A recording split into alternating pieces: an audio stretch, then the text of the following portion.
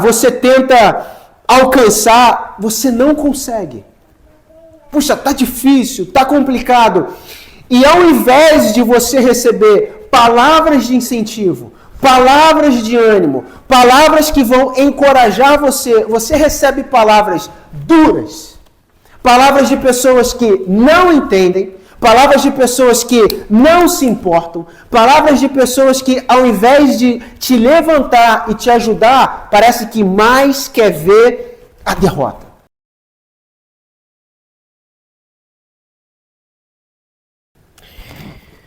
Primeira Samuel, capítulo 1, versículo 19. Após a leitura, vamos orar. E levantando-se de madrugada, e adoraram perante o Senhor, e voltaram, e chegaram à sua casa em Ramá. E Eucana conheceu a Ana, sua mulher, e o Senhor se lembrou dela. Vamos orar. Querido Deus, Senhor, fala conosco nessa noite. Instrua-nos pela sua palavra, convence-nos pelo teu Espírito e nos molda ao caráter de Cristo. Senhor, vem sobre nós, tirando toda a justificativa, tirando a desculpa, tirando, Pai, toda barreira que venha impedir, ó Deus, de aceitar a palavra e que ela seja cultivada em nosso coração. Nos ajuda, Deus, a crescer em graça, a crescer no conhecimento, a crescer, Pai, para sermos como Cristo. Esse mundo tanto carece, Pai, de exemplos verdadeiros.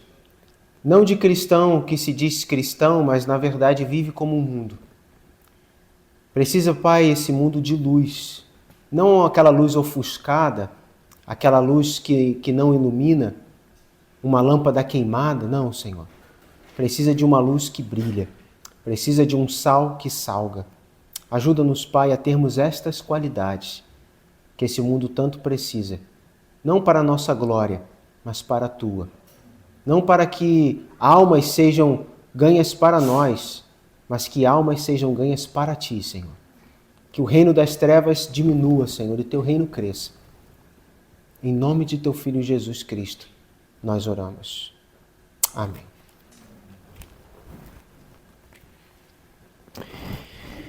Essa noite eu vou trazer uma mensagem que talvez seja de cunho um pouco mais, como existe o costume de falarem, de cunho um pouco mais pastoral, um pouco mais de cuidado.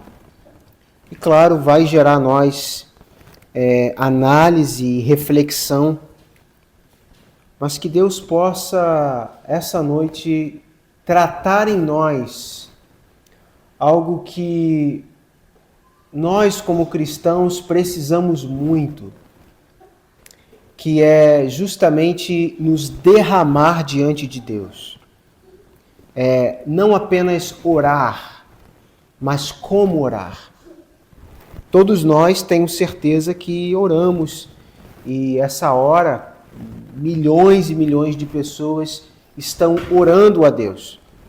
Mas a questão em si não é apenas orar e ficar falando palavras a Deus, mas é como nós devemos orar ao Senhor.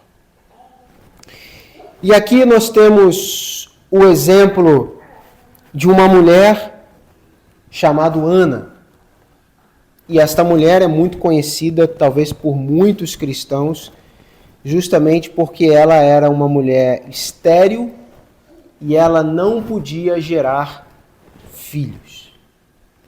E eu gostaria de pegar o exemplo desta mulher, de Ana, e falar sobre o diagnóstico que ela tinha, que era irreversível, mas que com Deus virou reversível. Ou seja, a história dela mudou, a situação dela mudou diante da situação, porque ela teve ela fez algo, ela agiu de maneira com Deus diferente de outras pessoas. Bom, vejamos o exemplo de Ana. Eu queria destacar primeiro 4 tipos de sofrimento que ela passou. Depois de destacar estes 4 sofrimentos, o que ela fez depois desses sofrimentos. E a atitude dela resultou em quê? Gerou o quê? Depois que ela sofreu, ela fez e isso gerou o quê? Aconteceu o quê mediante a esta situação? Bom, primeiro sofrimento de Ana que ela passou foi o sofrimento familiar. Ou seja, um sofrimento dentro da própria família, dentro dos seus, ela está sofrendo. Vejamos o versículo 5 e o versículo 6, que diz o seguinte: Eucana, seu marido, dava, versículo 5, a melhor parte para Ana, porque amava Ana, embora o Senhor lhe tivesse cerrado a madre. E a sua rival, excessivamente, que no caso era Penina, a provocava para irritar, porque o Senhor lhe tinha cerrado a madre. Ela está num ambiente familiar, só que Eucana, seu marido, tinha outra mulher, chamada Penina. E esta outra mulher, Penina, possuía filhos. O texto vai dizer que tinha 2 filhos. Só que Ana não possuía nenhum filho. E nessa situação, onde Ana não possuía filho, e Penina possuía 2 filhos, o que Penina fazia com Ana? O texto é claro em dizer que ela a provocava para irritá-la, porque ela não possuía filhos. Então Penina, ao ver esta situação, com suas palavras, ao invés de animá-la, incentivá-la, fazê-la buscar o Senhor, fazer-la clamar ao Senhor, fazê-la esperar em Deus, não. As palavras de Penina eram palavras provocativas. As palavras de Penina eram palavras para trazer decepção, tristeza, derrota, dúvidas, ainda mais aflições por dentro. Era isso que Penina queria trazer para o texto próprio diz, rival. Era isso que Penina queria trazer. Mas uma pergunta, aqui, abrindo um parênteses, onde lá na frente nós vamos tentar responder esta pergunta aqui. A pergunta é que no versículo 5 e no versículo 6, diz que quem fechou a madre, o útero de Ana, não foi escolhas dela. Não foi porque ela ingeriu alguma substância, ou que ela escolheu fazer determinada coisa, sofreu um acidente e não poderia engravidar. Não é isso que a palavra diz. O texto é claro em dizer que ela não engravidava porque foi o Senhor que fechou a sua madre. Foi o próprio Deus que disse, você não engravida. As outras vão engravidar, a Penina engravida, as outras engravidam. Você, Ana, não. Você não engravida. E se naquele tempo uma mulher estéril, ela passava vergonha, isso trazia para a mulher sofrimento, tristeza. Por que Deus fez isso com Ana?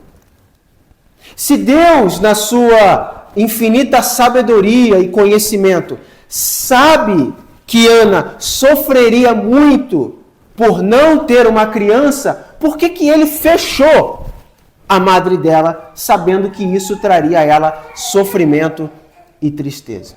Uma coisa seria escolhas dela.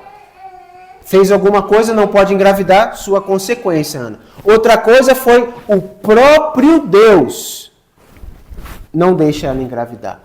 Por quê? Vamos tentar, mais à frente, responder esta pergunta. Mas a questão é que dentro do seio familiar, onde geralmente se pensa em receber mais apoio, se pensa em receber mais incentivo, pessoas que estão junto com você, torcendo, orando.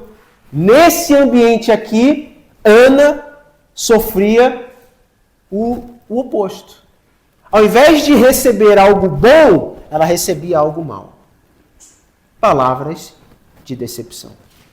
E quantas pessoas hoje, que são crentes, são fiéis, e muitas vezes no seu ambiente familiar, com aqueles que não são crentes, sofrem duras palavras, não de incentivo, não palavras de ânimo, mas palavras de decepção. Palavras que vão gerar tristeza, palavras que vão gerar derrota, palavras que vão gerar dúvidas, aflições e por aí vai. Deveria os pais, os avós, os tios, aqueles que estão cercados, deveriam dar palavras de incentivo, não de derrota. Mas quantos, infelizmente, padecem da mesma forma como Ana no seio familiar? Quantos ali, junto com os seus, ao invés de receberem uma palavra animadora, vão receber uma palavra de decepção? Olha, temo por você. Puxa, triste ver a forma como você se encontra. Olha, tenho certeza que você não vai muito longe, não. Tenho certeza que você vai cair na frente. Tenho certeza que as coisas não vão funcionar. Tenho certeza que as coisas não vão dar certo. E essas pessoas são como Penina na vida daqueles que querem ser como Ana. Segundo o sofrimento de Ana, é o sofrimento diante da sociedade. Ela sofria dentro da família porque Penina ficava provocando, mas diante da sociedade ela também sofria. Porque naquela época, uma mulher que não poderia gerar filhos era uma mulher envergonhada. Em Gênesis capítulo 30, versículo 23, Raquel, quando ela dá luz a seu filho, ela diz: agora sim o Senhor tirou a minha vergonha. Porque naquela época, uma mulher que não podia engravidar e gerar filhos, era uma mulher envergonhada. E fica claro aqui no texto que o problema não era com Eucana. Por que não era com Eucana? Porque ele também era casado com Penina e Penina tinha filhos de Eucana. Então o problema não era Eucana, o problema era Ana. Então, diante da sociedade, os seus vizinhos, aqueles que estavam à sua volta, olhavam para ela, mas mesmo eles não falando nada, ela sabia que aquilo era uma vergonha.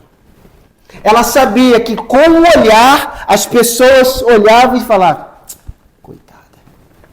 coitada, veja que mulher, pobre mulher. Com certeza deve sofrer muito. Olha aí o estado aí, tenta engravidar, não consegue. Ih, coitada.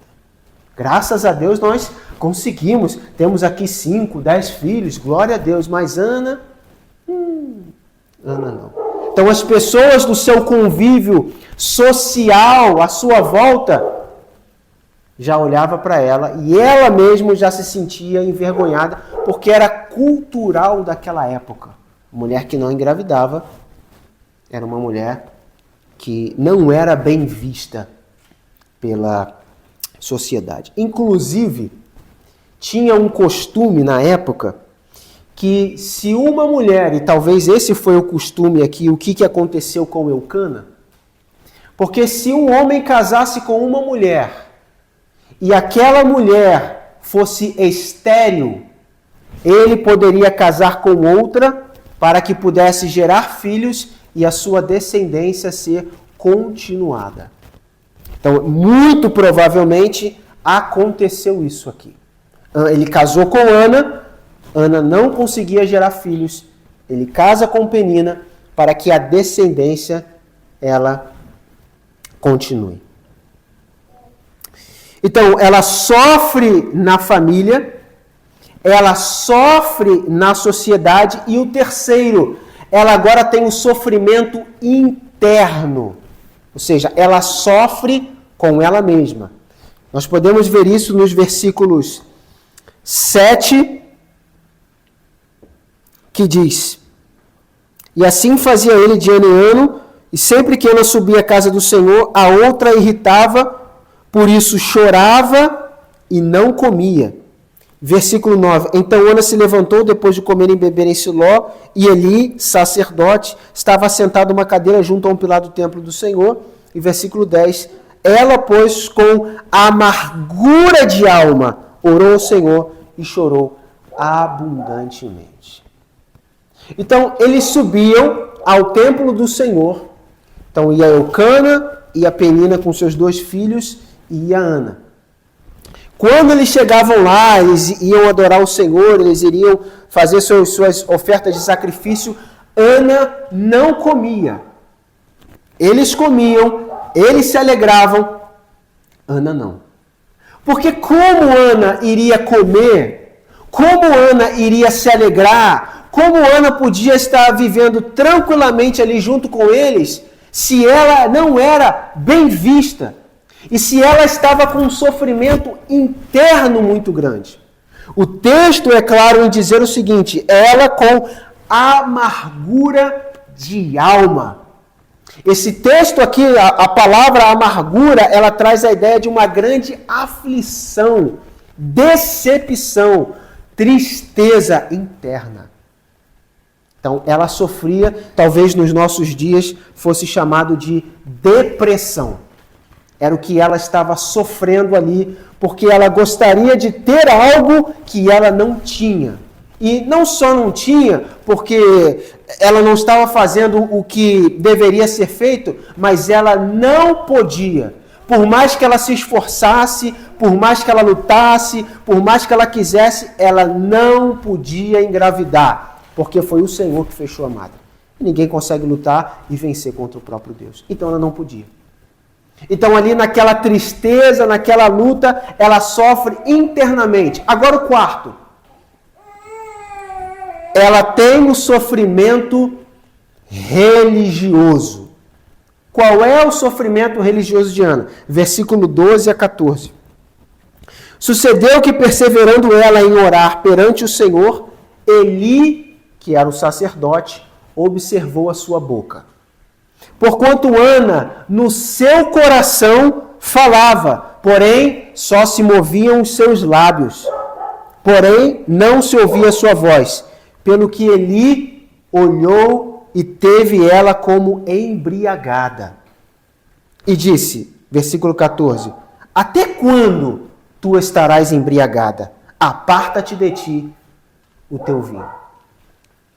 Ela sofre em casa, ela sofre na rua, ela sofre consigo mesma, agora ela vai ao templo, tentando buscar no templo ali, no tabernáculo, tentando buscar uma palavra de ânimo do sacerdote, tentando buscar uma palavra de ajuda, tentando buscar uma palavra de conforto, e o sacerdote vira para ela e diz, até quando tu estarás embriagada?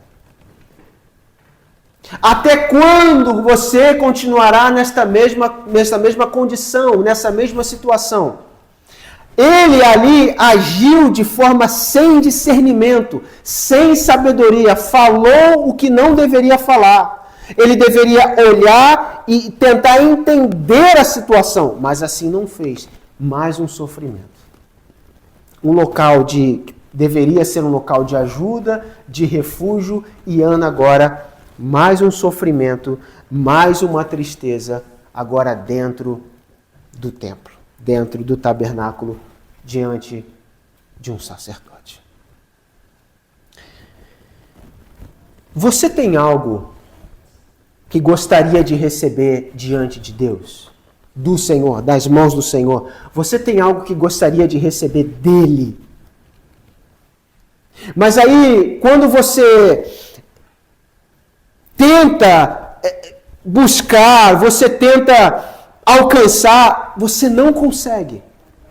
Puxa, tá difícil, tá complicado. E ao invés de você receber palavras de incentivo, palavras de ânimo, palavras que vão encorajar você. Você recebe palavras duras, palavras de pessoas que não entendem, palavras de pessoas que não se importam, palavras de pessoas que, ao invés de te levantar e te ajudar, parece que mais quer ver a derrota. Talvez isso já aconteceu, talvez possa ainda acontecer. É o mesmo caso de Ana. Ana sofre por isso, porque ela deseja algo, ela gostaria muito, muito de ter um filho, mas ela não pode. E aí, não só não pode, fica por isso mesmo, mas ela tem que receber como se fossem pedradas. Ela como uma mulher que está sofrendo um apedrejamento. Por quê? Porque todos ali à sua volta, ao invés de ajudarem, estão só piorando a situação. Não estão tentando ajudá-la, só desgraça, só derrocada. E o que ela vai fazer? E o que ela vai fazer? Vamos olhar versículo 10.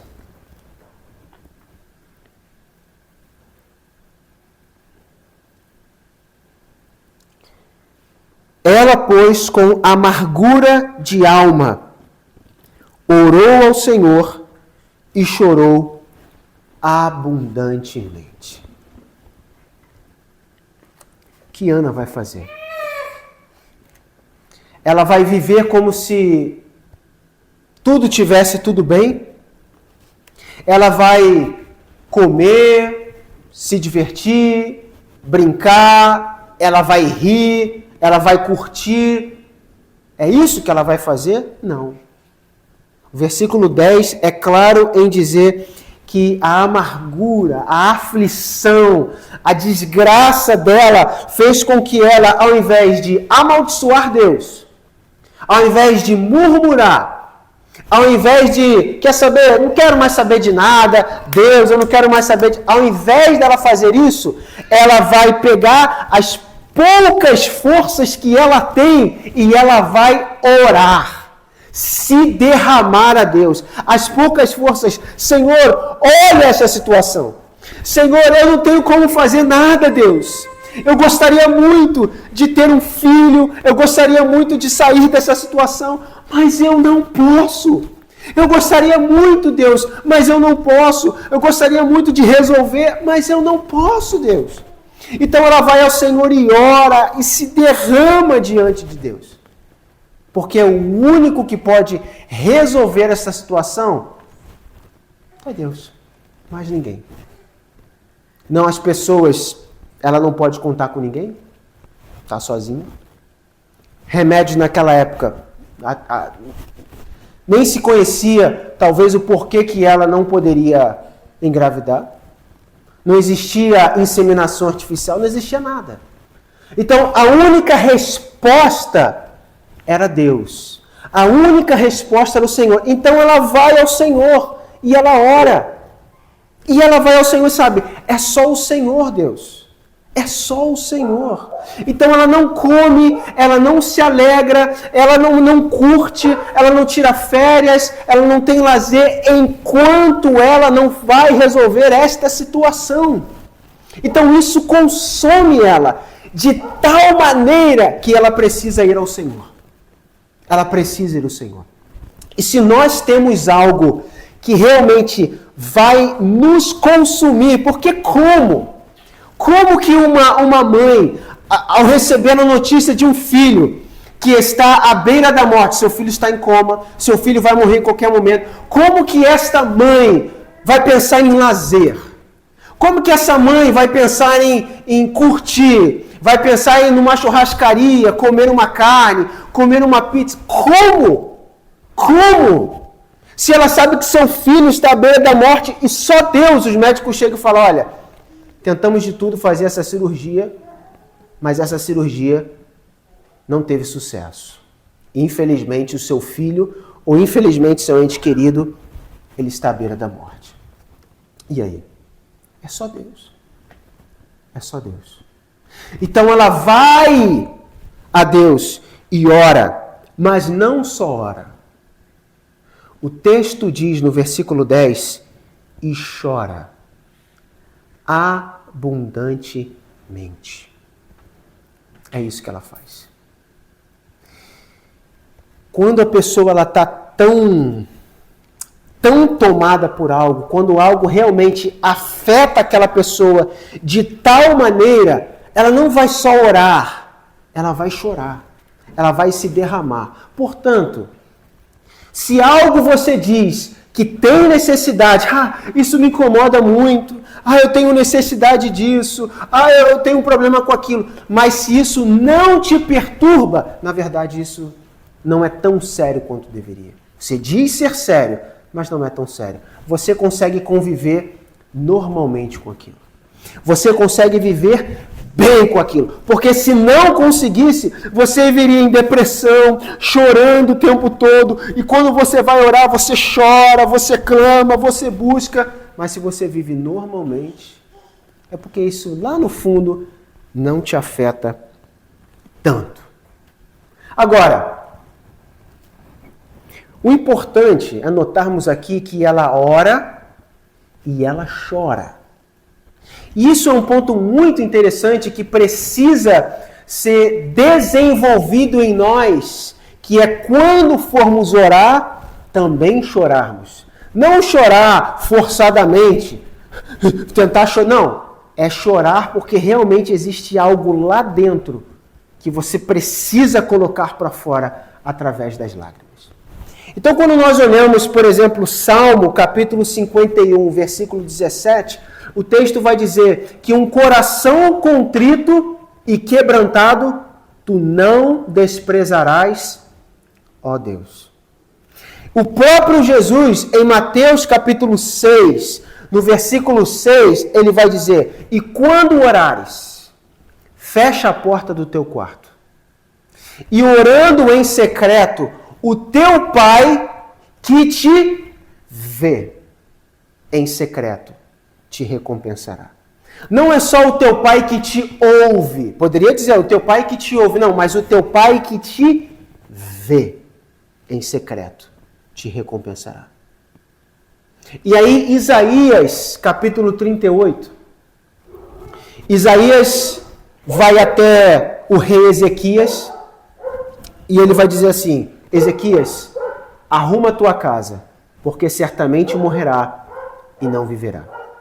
Ezequias vira para a parede e chora abundantemente. E ali diz, Senhor, eu te servi, eu fui fiel, e chora muito. Isaías está saindo do palácio. Antes de chegar na saída, Deus disse para Isaías, volta lá, Isaías, e dá mais um recado para o rei Ezequias. Isaías volta lá e diz, assim diz o Senhor, ouvi tua oração e vi as tuas lágrimas. Não morrerás. Darei a você mais 15 anos de vida. Você acha que Deus não está atento às lágrimas que nós derramamos? Você acha que Deus não está atento e consegue ver cada gota que cai no chão dos nossos olhos? Isso ele não está ouvindo apenas a nossa oração. Ele está atento às lágrimas que nós derramamos. E aqui Ana não só ora ao Senhor, mas chora muito, abundantemente, excessivamente, muito diante de Deus. E isso foi um dos pontos que fez toda a diferença. Precisamos sentir aquela dor, que essa dor vai nos fazer ficar desesperados. E se você tem um problema sério para resolver, uma doença, e o médico vai dizer, olha, infelizmente aqui, queríamos te ajudar, não existe remédio, não existe cura, tenho certeza que você vai ajoelhar e chorar copiosamente diante de Deus, querendo ajuda. E é isso que nós precisamos. O que ela fez? Versículo 11. Ela fez um voto. Ela fez um voto. O que é voto? Voto é uma promessa, um juramento. Ela falou com Deus o seguinte: Senhor, versículo 11, se observares e atentares a minha aflição, a minha situação, o estado que eu estou, olha, Senhor, olha o estado que eu estou. Se o Senhor olhar para mim e atentar para mim e conceder o que eu quero, eu vou ter um filho. Só que esse filho não será meu, esse filho será do Senhor. Então, o que eu receber do Senhor, eu darei a ti, ou eu devolverei ao Senhor. E ela fez um voto. E esse voto foi dedicar o Samuel ao Senhor. E no capítulo 2, quando o menino termina o desmame, ela vai entregar no templo. O desmame, naquela época, era de 2, diz os estudiosos, entre 2 e 3 anos de idade. E ela iria ver o seu filho a cada ano, levando para ele uma muda de roupa nova. Era isso que ela fazia. Então ela, ao receber do Senhor, pelo voto que ela fez, ela entrega o Samuel no templo e deixa lá para que o Eli pudesse cuidar dele. E qual foi o resultado? Qual foi o resultado que ela teve depois dela orar abundantemente e depois dela fazer esse voto? 2 resultados. O resultado nela e, claro, o resultado na situação. Primeiro resultado nela, versículo 18. E disse ela: acha a tua serva graça aos teus olhos. Assim Ana seguiu o seu caminho, comeu, e o seu semblante já não era mais triste. Primeiro resultado nela. Ela chora abundantemente, ela faz um voto. Depois que ela termina a sua oração, esse seu derramar com Deus, ela se levanta, ela come, e quem olhava para aquela mulher triste, via que ela não estava mais triste. Mas até o momento ela não tinha engravidado. Mas ela lançou ao Senhor suas ansiedades, lançou ao Senhor os seus problemas, porque ela sabe que Deus cuida. E Deus deu a paz a ela, a tranquilidade, mesmo não tendo recebido ainda o filho. E as pessoas viram que o seu semblante não era mais triste. Versículo 19. Levantou-se de madrugada e ao Senhor adorou. Não só o seu semblante não era mais triste, ela ainda não tinha recebido. Mas mesmo não tendo recebido, levantou-se de madrugada e adorou o Senhor. Veja que coisa fantástica o que uma oração faz. A oração não apenas muda a situação, mas muda nós mesmos.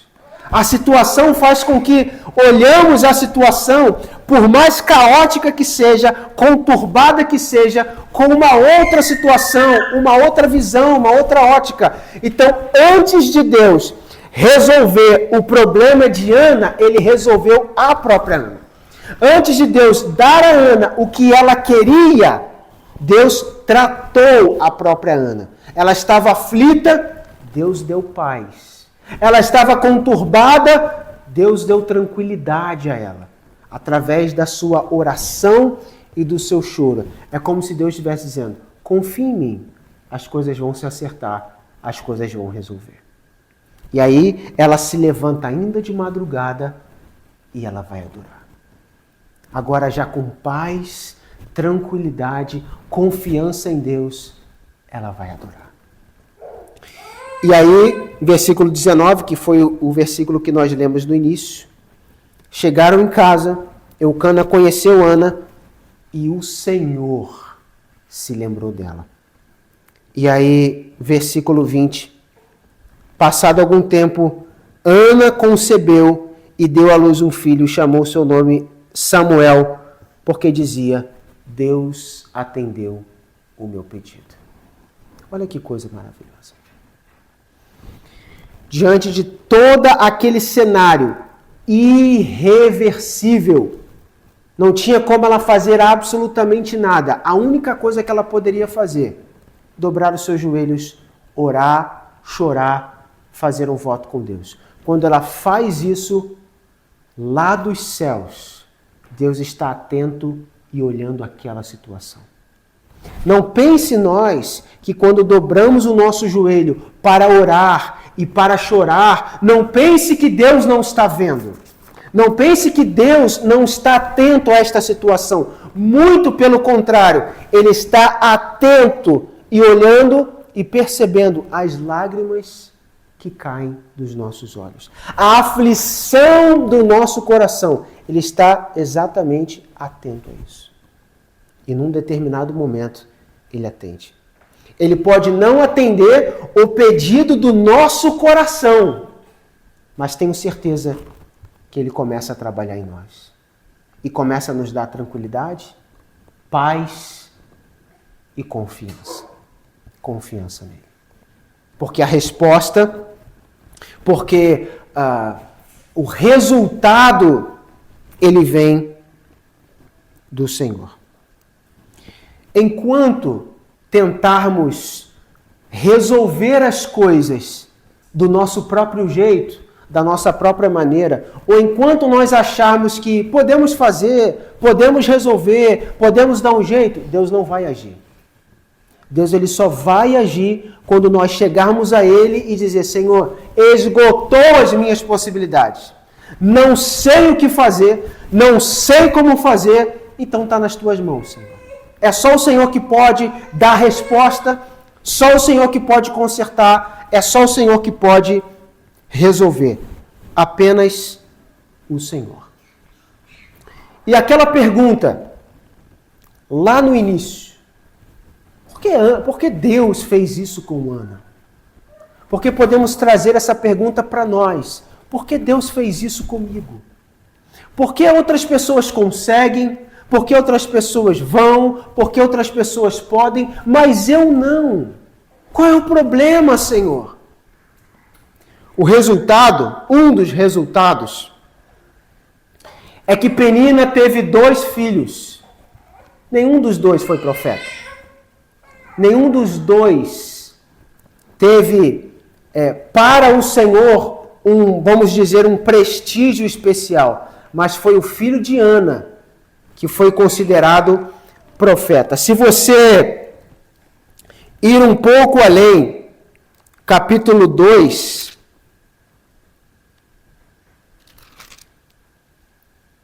versículo 18, e Samuel, mesmo sendo ainda jovem, ministrava perante o Senhor com o seu éfode de linho. E mais adiante ainda, capítulo 3, versículo 20. Todo Israel, desde Dan até Berseba, conheceu que Samuel estava confirmado por profeta de Deus. E continuou o Senhor a aparecer em Siló, porquanto o Senhor se manifestava a Samuel. Não se manifestava aos 2 filhos de Penina, se manifestava a Samuel. Samuel, ele teve um destaque. Samuel foi consagrado a Deus, porque a sua mãe lá atrás pagou um preço. E não apenas isso, Romanos capítulo 8.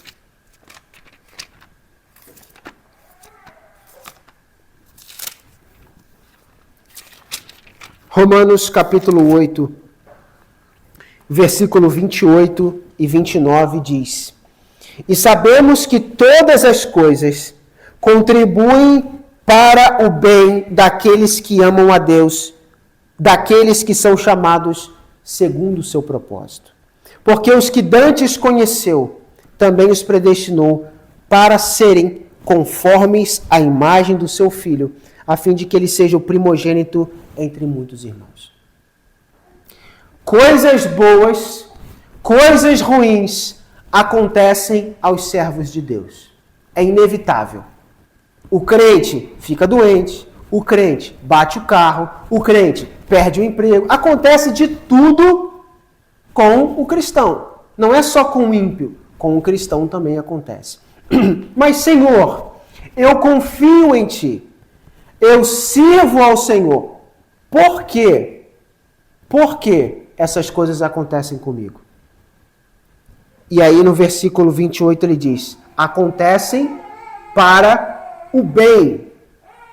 O bem, as coisas ruins acontecem para o bem daqueles que amam a Deus. Como que acontece para o bem? Versículo 29. Para serem conforme a imagem do seu Filho. Você acha que a paciência ela é treinada e desenvolvida em nós como?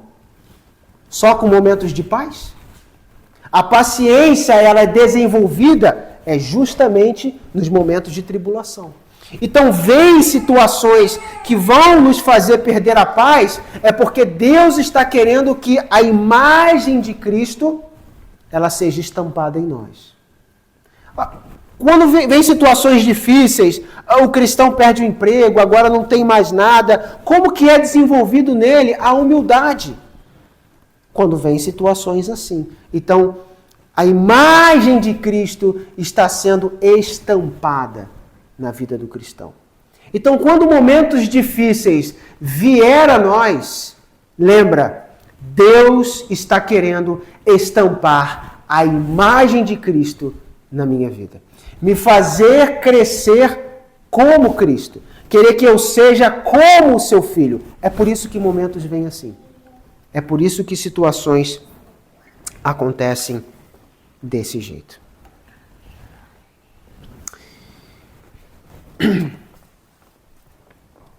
Você tem algum pedido ao Senhor? Você tem algo a Deus que gostaria de receber muito? Talvez a salvação de um familiar. Talvez algo específico, como Ana tinha o desejo de que a madre fosse aberta para receber. Talvez você tenha algo que gostaria de receber de Deus e você sabe que não existe outra forma, outra maneira de receber aquilo que vem do Senhor. Não há remédio, o mundo não tem um conhecimento suficiente, não tem como receber. Apenas da mão de Deus.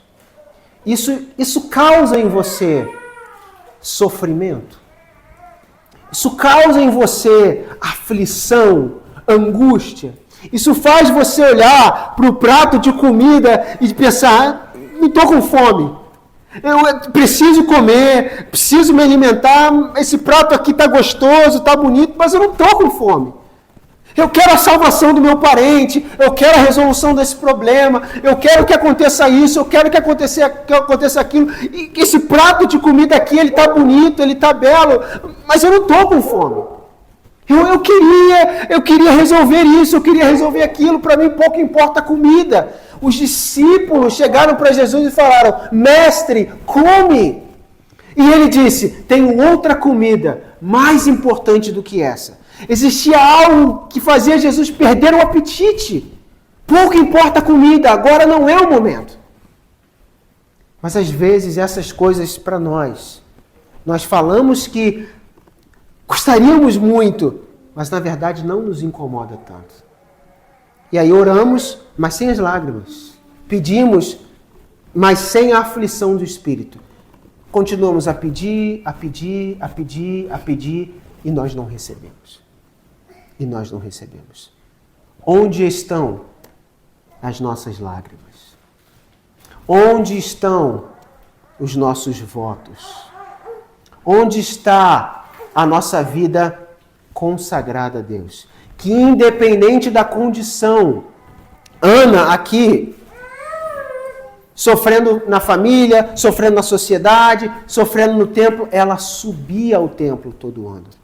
Onde está a nossa perseverança? Onde está a nossa constância? Onde está a nossa fé? Onde está a nossa busca? Aonde realmente está o nosso alicerce? Ana orou, E Ana recebeu. Ana clamou, chorou e Deus atentou para ela. Será que Deus tem atentado para nós? Para as nossas petições? Ou será que não? Que Deus nos ajude a orar com derramar, a orar com entrega, a orar realmente como se não fosse importante, mas realmente orar da alma. Que Deus nos dê um batismo de angústia, nos dê um batismo, nos faça realmente pessoas aflitas e ore por aquilo realmente de forma intensa. Vamos a Ele em oração.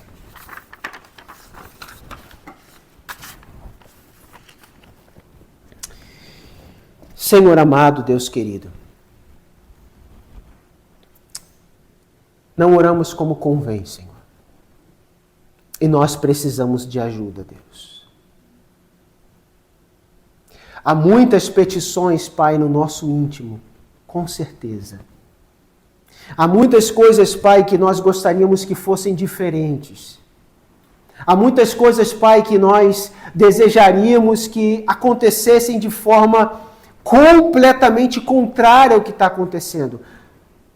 Mas às vezes, Pai, oramos e isso não nos causa aflição, não nos causa, Senhor, uma angústia.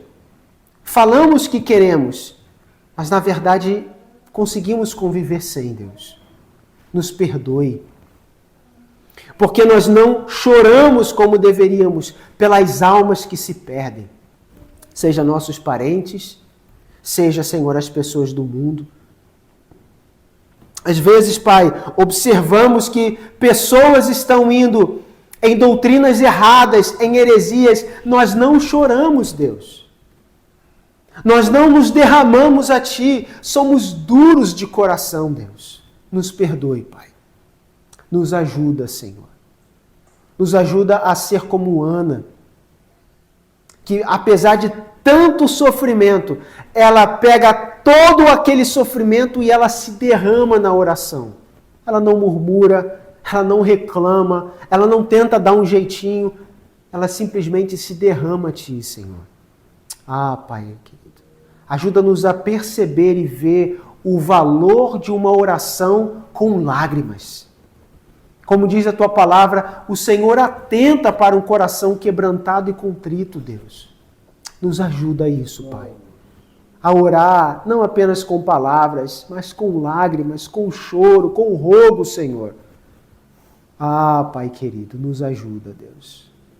Em nome de Jesus. Amém.